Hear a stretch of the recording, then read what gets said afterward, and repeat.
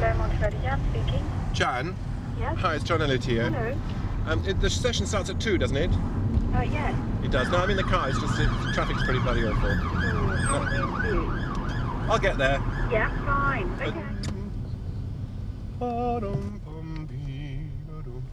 There's always a bit of excitement and a little bit of nervousness about the very first time you open the score and with the musicians there present, because from the very nature of the organisation of the English Baroque soloists and the Monteverdi choir, one's dealing with freelance musicians. The permutations of them are endless, but they're never quite the same group as you worked with a few weeks ago.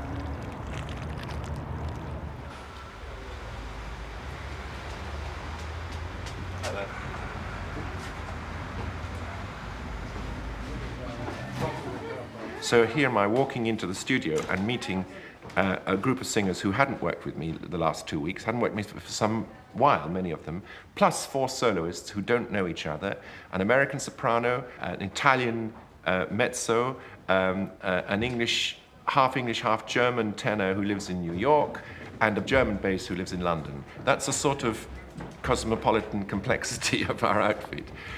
They've been sent the music in advance, so even though they make a few mistakes early on, my job is to ensure, first of all, that they're playing the notes and singing the notes in the right order and accurately, but very quickly, I'm really like a hound trying to get onto the question of the truffle, to find the truffle, and to me the truffle is what is the essential emotion and expression that we're trying to convey.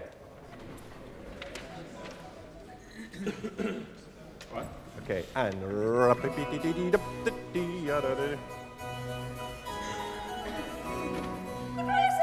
Christen, diesen Tag, in Metall und Marmorstein, in Metall und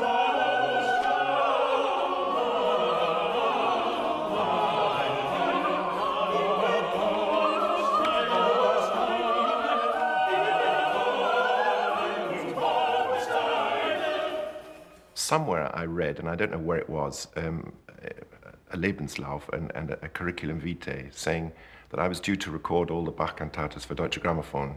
And I thought, well, that's interesting. I didn't know that. I've been doing 1 record a year for the last 4 years. I thought, my goodness, if with 200 cantatas to go, that means I'll have to live till about 150, and then I probably wouldn't complete it. And then it occurred to me, well, 250th anniversary of Bach's death falls in the year 2000. Is that just an accident of history, a quirk of history, or is there something significant about it? And then you look at Bach's music and you think, well, there's the Heimalmesse, the B minor Mass, there's the Weihnachtsoratorium, and there are the Passions and so on. I'm sure in 2000 they'll get performed everywhere, all around the world. But what about the real heart of his music, the cantatas? I've had this really rather strange and probably crazy idea of trying to perform all of them within a single year, on the appropriate Sunday for which they were composed and intended, and the feast day in the church year. Okay. Good. Stop. The cantata Christen, ätzet, diesen number 63, is exceptional in Bach's output in every sense. First of all, it's a very, very unusual piece in that it has no sermonizing. He's not preaching in this cantata. It's entirely a festive piece celebrating the birth of Christ. It has moments of reflection, but it's not based on the gospel story as such. You don't hear the Matthäus or Lucas description of the birth of Christ. It's referred to obliquely. Christen, ätzet, diesen Tag. You've got to be nimble on Christen, ätzet, diesen Tag. 1, 2, 3, 1. Christen, ätzet, diesen Tag. Diesen Tag. So have nice gentle accents on die and Tag. And Christ very quick. 1, 2, 3, go. Christen, ätzet, diesen Tag. Good, with the sopranos just before. bar before, and 1.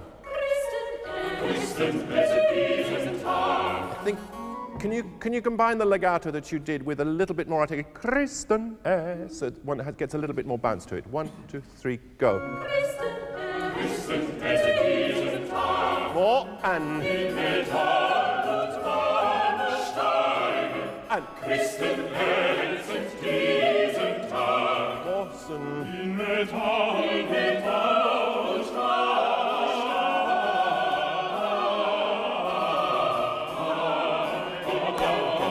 Okay, can you just play the hemiola, please, before kommt und eilt? 40, yeah? And doom. Kommt und eilt mit mir zu Kriegen, und der Geist mit frohen Lippen, euren Dank und eure Pflicht. Yeah, careful of the word Pflicht. Do you get enough P in it? It mustn't be Pflicht, it's got to be Pflicht, pf, with a P, yeah? 6-5 G sharp, yeah? That's it. 1, 2, 3. Euren Dank und eure Pflicht. Once again, eure Dank und eure Pflicht. Pflicht, Pflicht, Pflicht. He wants you to be as good as you can be yourself. He doesn't want you to do, as some conductors would, exactly what they want, what the conductor wants. He wants you, and this sometimes can seem condescending, and we sometimes are furious at this sort of imposition of weight of expectation on us. It sometimes seems unjust, but in the end, it's moral, a bit like one's girlfriend sort of saying that, I don't want you to do what I say, I want you to be yourself, but be yourself as well as you can. And this is why it's always so exhausting, because if you let yourself down, you let him down, and if you let him down, you let yourself down. Kommt und eilt mit mir zu Kriegen, und der Geist mit frohen Lippen, euren Dank und eure Pflicht.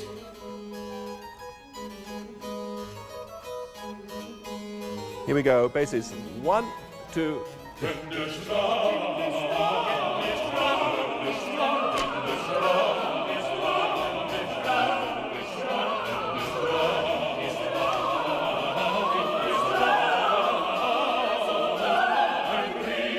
Yeah, okay. Look, this word Strahl, he does it in 2 ways. He does it one with a long melisma, doesn't he? Then der Strahl. So you get the ray of light actually showing with its comet behind it, as it were, all the way through. Then suddenly he does pops one out to den der Strahl. It's got to really buzz out that, the octaves in the sopranos and then the tenors, well, all the voices. So make that shorten with a sforzando, yeah? Bass is den der Strahl. There's a sort of dun rush. I wasn't quite sure what was going on. 1 and 2 and den.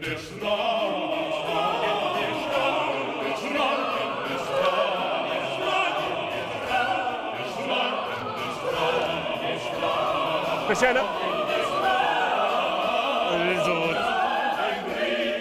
Could you all crescendo on after da da da da da da? Also da einbricht. Really go crescendo through to da einbricht.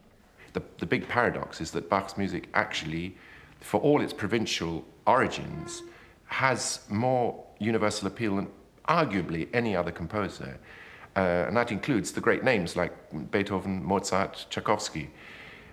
And why is that? Well, I think the more I delve into Bach's music and the more I live with it, and I've known parts, segments of Bach's music ever since my childhood, I think that there's something to do with the fact that he, more than any other composer, seems to combine what I would regard as a sort of the physical, earthy, with the metaphysical and the spiritual.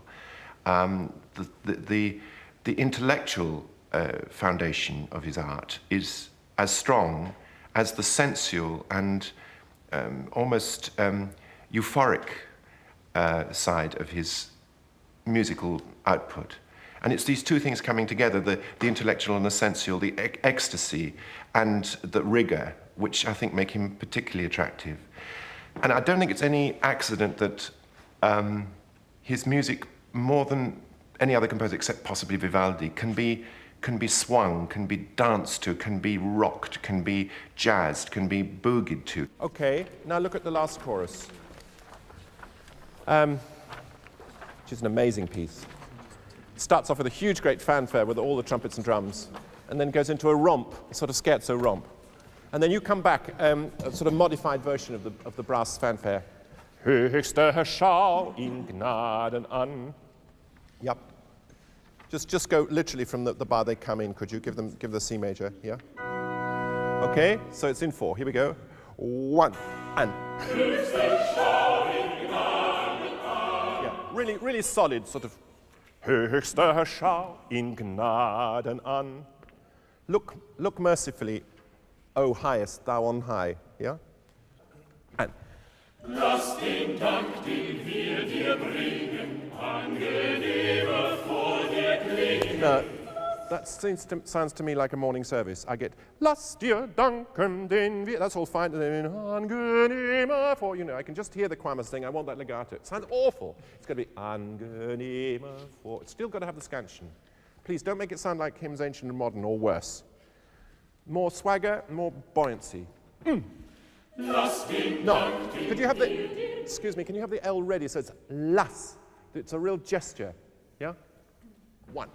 Lass den Dank, den wir dir bringen, angenehmer vor dir klingen. Lass uns stets in Segen. That's much better. Go on. Lass den Dank, den wir dir bringen, angenehmer vor dir klingen. Lass uns stets in Segen gehen. Yeah, a shake there to sopranos. Stets in Segen gehen. A quick shake and trill on the C sharp, yeah?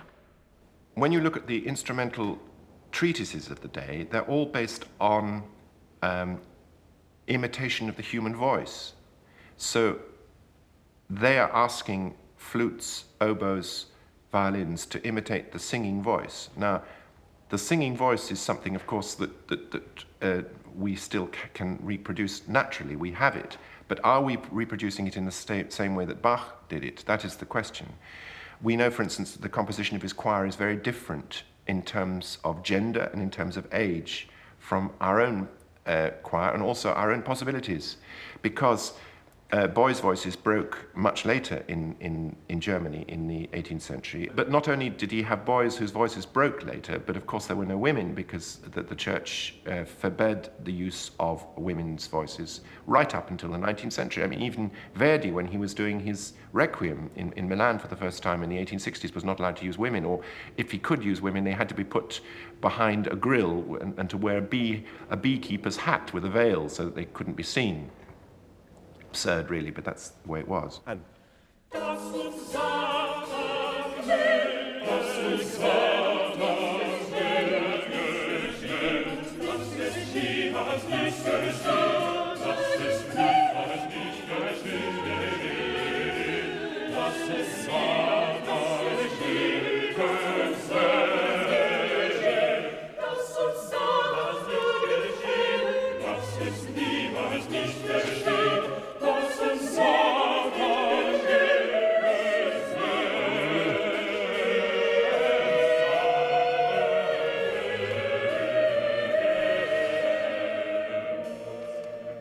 Yeah, but the brilliant thing is actually the fact that you're singing together after the fugue here, that everything moves together, and it's got to be a collective statement of debunking the devil at that moment. Could you just give us the dominant seventh chord there where they come in? 64. Lass es, here we go. 2 and 3 and. Lass es niemals nicht geschehen. Stop. Just pronounce those words in rhythm, could you? Lass es niemals nicht geschehen. Say it and. Lass es niemals nicht geschehen. No, but she does an inflection. She goes, niemals nicht geschehen, not niemals nicht geschehen. It's not a sack of potatoes on every note. Say it again, please, Constanze. Lass es niemals nicht geschehen. Say it. Lass es niemals nicht geschehen. And the next? Dass uns Satan möge quälen. Dass uns Satan möge quälen. Dass uns Satan möge. Scansion, long, short, yeah. Dass uns and. Dass uns Satan möge quälen. Yeah, that amount. Let's sing it, please. Lass es nie. Forte, really forte, yeah? And. Lass es niemals nicht geschehen, lass uns Satan The first thing to do is you must look him in the eye always, because if you're not looking him in the eye, whether you're doing it well or not, you're not being convincing. It's not working. So you need to sort of stand up there and really look at him, because after all, well, I mean, he is the conductor. But also that shows that you're not ashamed of what you're doing, and that you're completely in control of your phrasing and the text and everything, because if you had to look down too much, it shows you haven't done your work. 2 and 3 and. And you want a long quälen, don't you? KW? Well, I think it can be more torturing, like So quicker? quälen, you know. Quicker. No, it's more that the vowel is still too friendly. It's still too quälen rather than quälen. You know, it is an ugly word. It's an ugly noise, and an ugly thing to be gequält. You know. Well, hang on. We've got to be careful about choice of words here. It's triumphant at this moment. It's saying that to Satan. It's saying he can do what he likes, but, you know, ich stehe hier und singe. Yeah. In gar sichere Ruhe. That's what it really is. So it's a nirniki-nirno sound you're going to make there, aren't you? Lass das uns Satan möge quäl. You can shake what you like, old devil. So it's not too ernst. It's got to be done with a certain amount of knowingness. Yeah. Try again. And.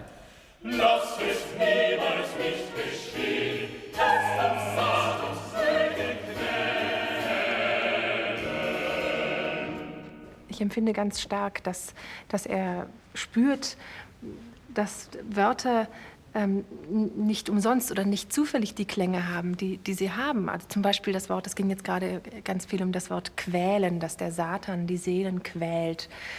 Und natürlich ist quälen kein schöner Laut, weil es ist ja auch keine besonders schöne Erfahrung, gequält zu werden. Und wenn man weiß, was es bedeutet, dann verbietet sich eigentlich von vornherein, dass man sagt quälen oder einen wohligen Laut daraus macht. Dann wird von ganz alleine quälen daraus. Und das ist eben genau, wie es sein soll und wie es klingen soll. Und ganz der richtige Laut für den Inhalt des Wortes. And. Da uns seine Huld erflieht und mit so viel Heil, dass man nicht nur danken kann, dass man nicht nur danken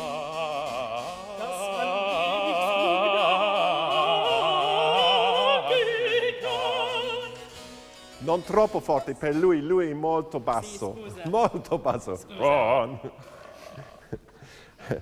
Right. Are we a little slower than we were? Because I'm finding the semi-quavers a bit kind of laboursome now. Perhaps just... We can do it quicker. I think it's probably quite reasonable to do it slower for the moment, because it's a lot to get through.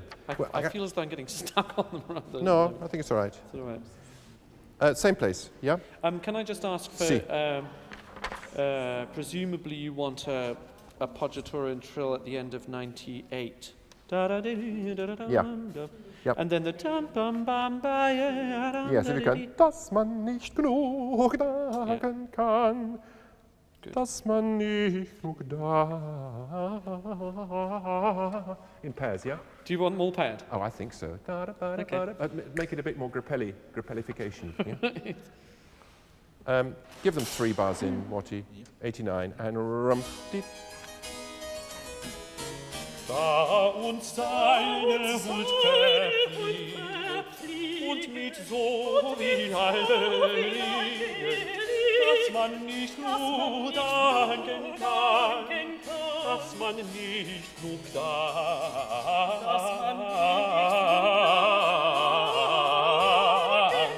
kann. Good. Dass man nicht genug danken, dass man nicht genug danken kann, nicht genug danken kann, dass man nicht genug danken kann. Yes, sì. Ma al fine, senza vibrato, danken kann, Signore, danken kann.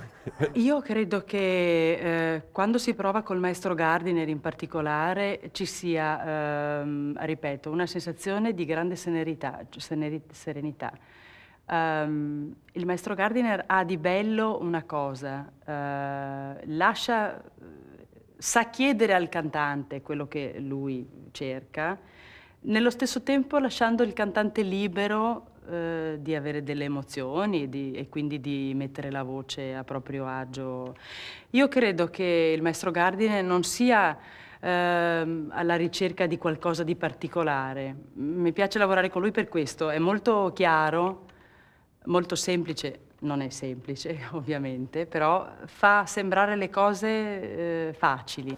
Der Löw aus Davids Stamme ist erschienen, sein Bogen ist gespannt, das Schwert ist schon gewetzt, womit uns in Folge Freiheit... I think that recitativo, silent bar 7, means be free, much instead of der Löw auf Davids Stamm. Right, Der Löw aus Davids Stamm ist erschienen. Good. Yeah? I hoped you'd say that. And the tempo only applies to the cello. You go, sein Bogen ist gespannt. Oh, good. Das Schwert ist schon gewetzt. Oh, good. Right. Absolutely. Then maybe the last penultimate bar, you better be in time. Otherwise. Yes. Okay. Der Löw. Where are we going from? Der Löw aus Davids. Der Löw aus Davids Stamme ist erschienen, sein Bogen ist gespannt, das Schwert ist schon gewetzt, womit uns in Freiheit setzt. Schon vor 11 Jahren war es schon klar, dass John Eliot Gardiner eine viel präzisere Vorstellung davon hatte, was er wollte.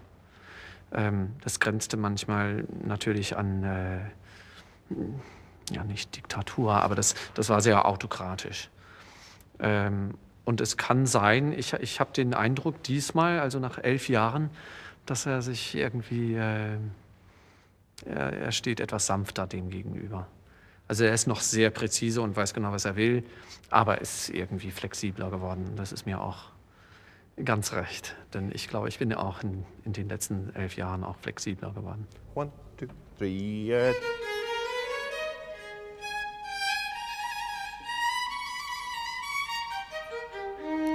2, 3.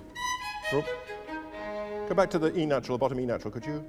1, 2, 3. C natural. Stop on the C. E.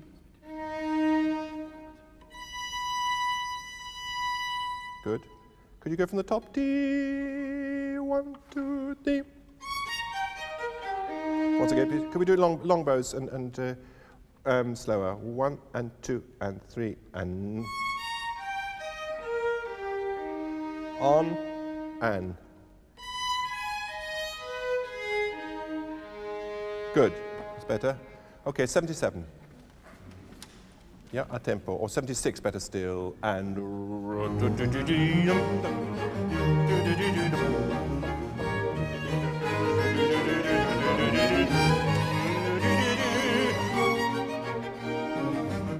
So, what is this cantata? Well, it has no arias, it has no chorales, which is most unusual. It's arranged symmetrically with flanking choruses, opening and closing. And then coming in from the outsides, you've got accompagnati, in other words, recitatives that are couched rather like opera ariosos, with, in the first case, strings holding through the tones, and in the last case, detached chords marking the beat by the whole wind ensemble as well as the strings. And then you have two duets coming in a little bit closer towards the center, and right at the center you have a recitative. So it's arranged in a chiastic structure, which is again characteristic of Bach at all different periods of his life, but particularly at this time. One thinks of, for instance, the chiastic structure of Christ in Todesbanden, Cantata 4, which was written a few years before. The symmetry, which is not simply of Pythagorean satisfaction, is there also, I think, to enable the listener to follow the thought better, the thought process. It has a satisfaction and a naturalness which is attractive as well as functional.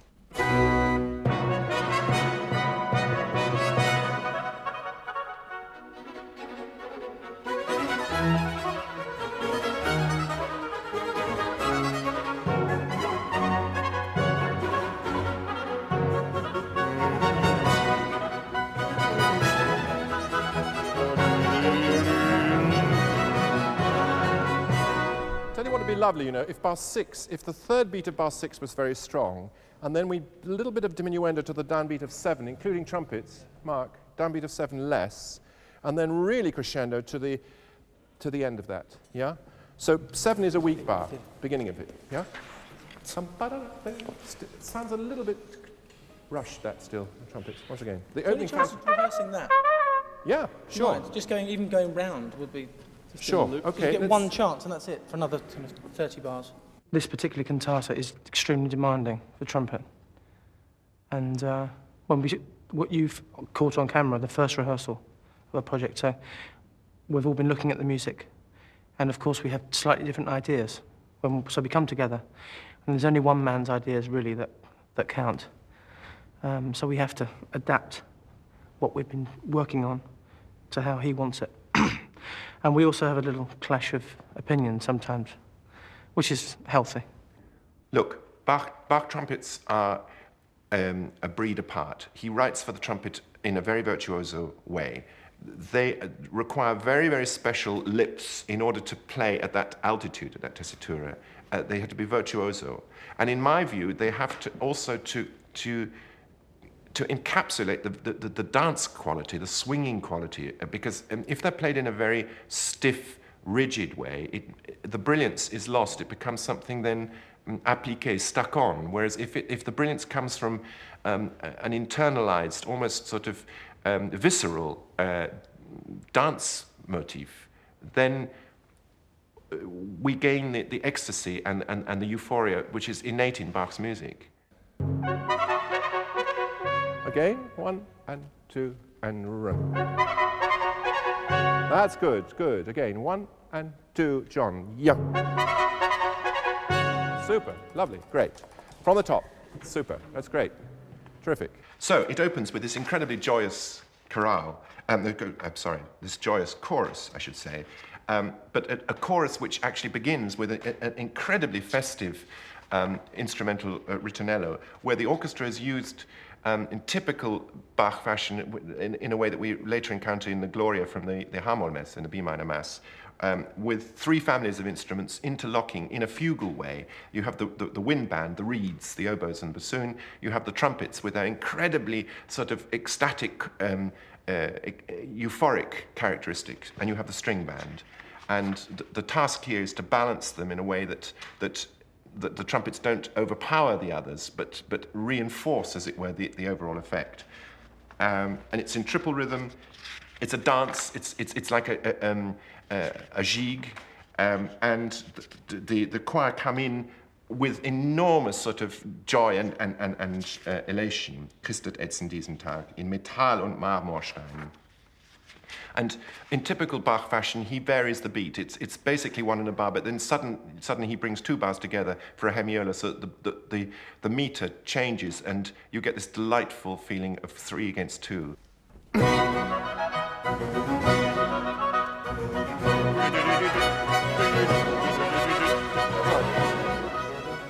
Trumpets, if you can start the first semis weaker, so they go ya da da da da da dee da da da da da da dee da. And not too short, the semi-quaver on the quavers on the second and third beat. Okay, once again, oboes really lead this.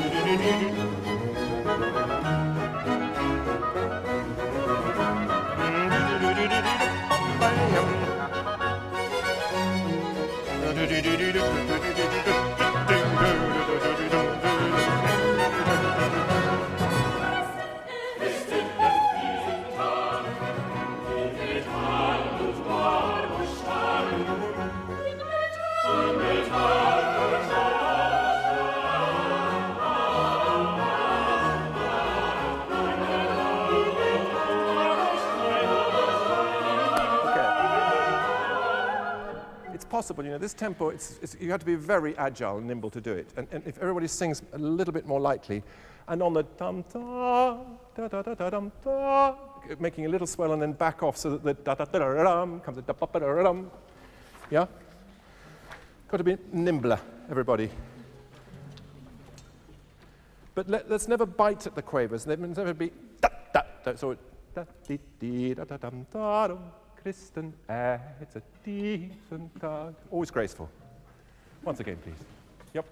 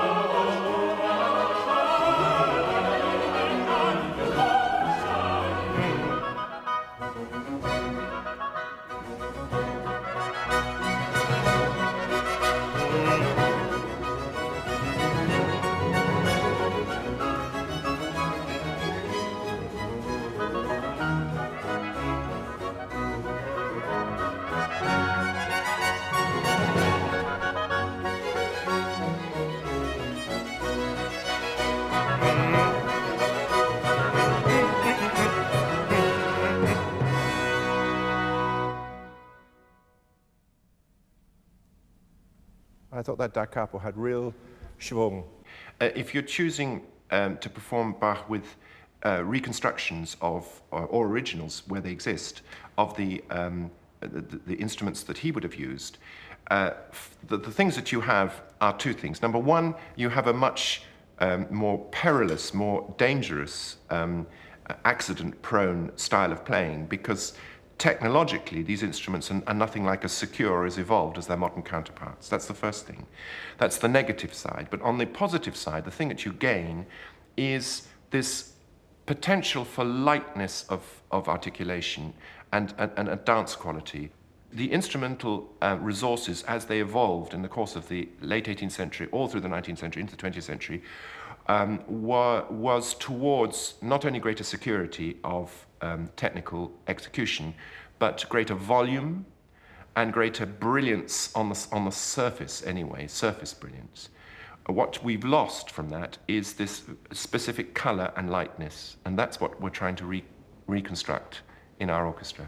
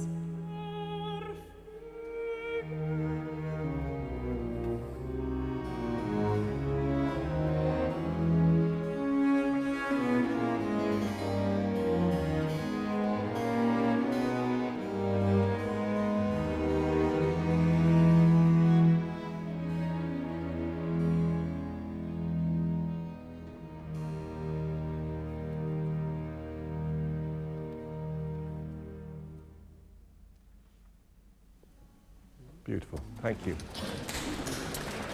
Nota bene. Bei einer andächtigen Musik ist allezeit Gott mit seiner Gnaden Gegenwart. Now, I find that very, very significant, that he's saying wherever there's devotional music, God with his grace is present, which from a strict theological point of view is probably heretical, because it's saying that music has an equivalent potency to the Word of God. And I think that, in essence, is why Bach is so attractive to us today, because he is saying that the very act of music making, of coming together, is, in a sense, an act which invokes the latency, the potency, the potentiality of God's grace, however you like to define God's grace, but of a benediction that comes even in a dreadful, overheated studio like Abbey Road, with far too many microphones and there's much too much Verkehr, much too much stuff hin und her in the studio itself, that if one, as a musician, puts oneself in the right frame of mind, then God's grace can actually come and direct and influence the way we perform his music.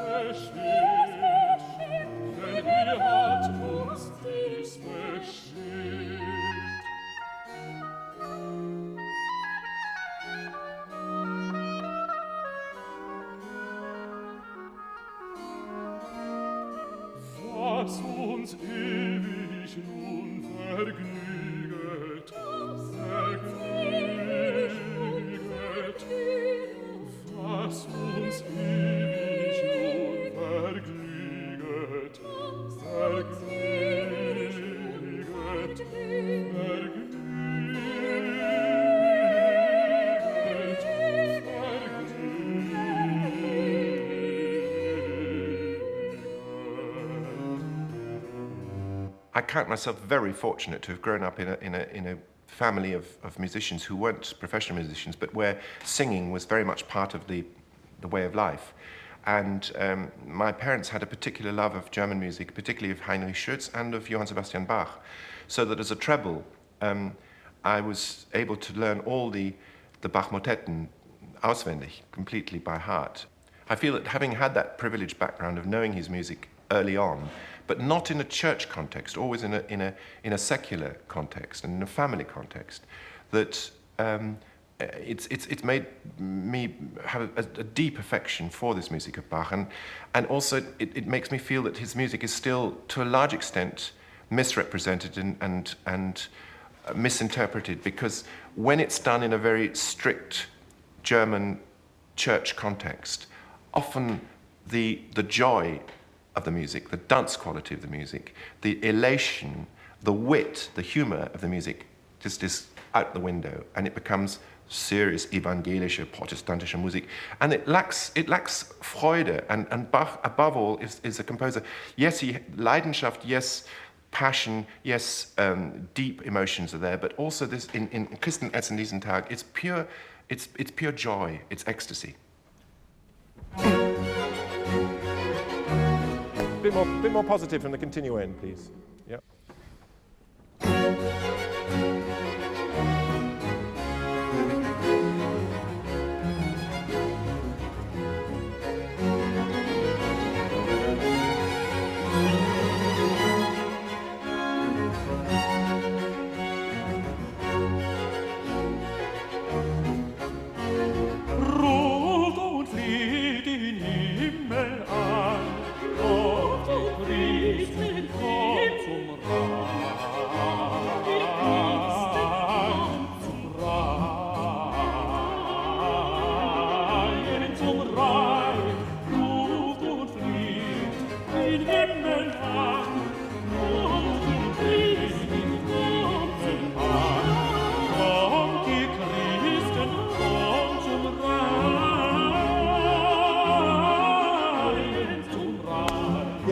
In the background all the time is, of course, the 18th century concept of the doctrine of the affects, the idea that there's a codified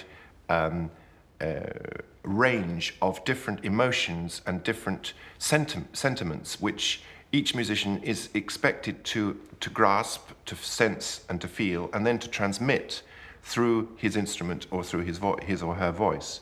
That's a very basic concept, and it's something that I train the singers to do, and it's something that they are virtually proficient in without one having to labor every point. They understand through their technique what type of effect is required at any given moment. Verdoppelt euch die Macht, ihr heißen Andachtsflammen, und schlagt in dem und bringst täglich zusammen. Jetzt ganz frei. Steigt friedlich Himmel an und danket Gott, wo nicht was will. Das wird ganz gut. Steigt fröhlich Himmel an, forte und dann und danke Gott. Lebendige und elastische, ja? Rhythmisch. Okay, ein bisschen zügiger da, ja? Once again, please, everybody. Ja.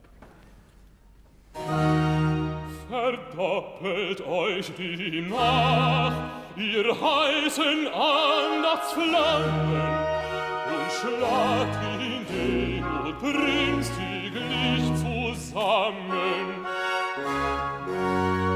Mehr schüttelnd, also steigt fröhlich, wirklich, ja. Steigt friedlich Himmel an und danket Gott für dies, was wir getan. Und danket Gott für dies, was wir getan. Und danket Gott für dies, was wir getan.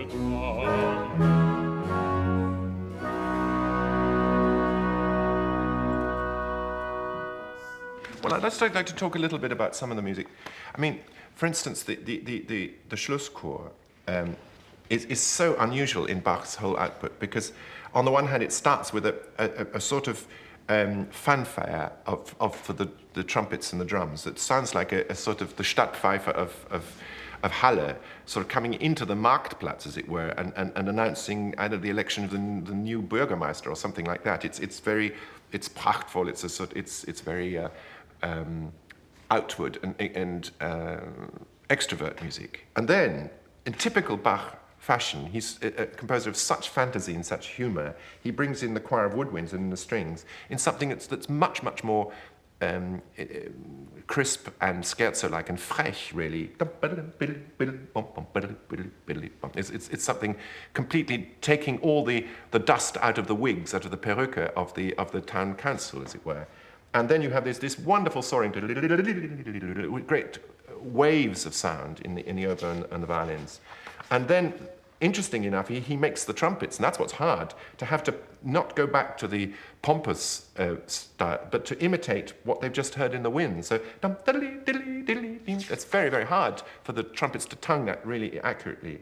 And this builds up such a kaleidoscope of colors and different feeling of bustle and of movement, so that when the chorus comes in, höchste Schau in Gnaden an, it's a sort of clamorous multitude of people saying, look down, O mighty one, on our state here on earth. So but there's a feeling of exuberance and exhilaration, and also a prayer being not something internalized, but being actually a public demand, as it were. I mean, this is music of somebody who was a very menschlich, a very human person, somebody who wasn't a stiff. And I mean, if you look at, I don't know whether you can focus on this, but if you look at this portrait here, I mean, this is the famous Hausmann portrait. And you look, the top half, that's very much the Thomas Cantor, and you can see the peruke, and he's very, very stiff and very much the intellectual and the schoolmaster. But then you look at the bottom half, look at that, look at the lips and the jaw and the nose. It's much more, without the eyes and without the peruke, it's much more human, it's much more sympathetic, it's much more, I don't know, you can feel that the man has humor. And I grew up under this portrait because this is a replica, but all during the war in my parents' house, the original portrait hung in our house all through the war for safekeeping because of the war. And I grew up under that stern gaze.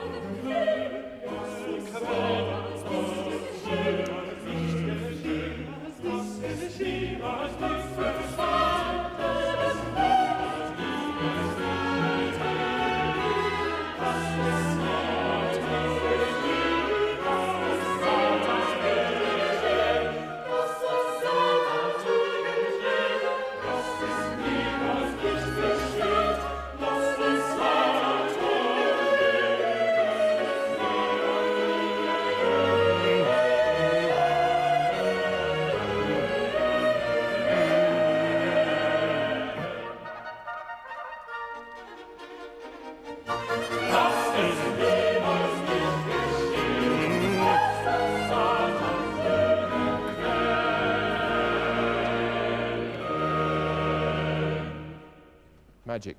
What a beautiful piece. Great. Well, I'm not sure what to do tomorrow if it's still a really big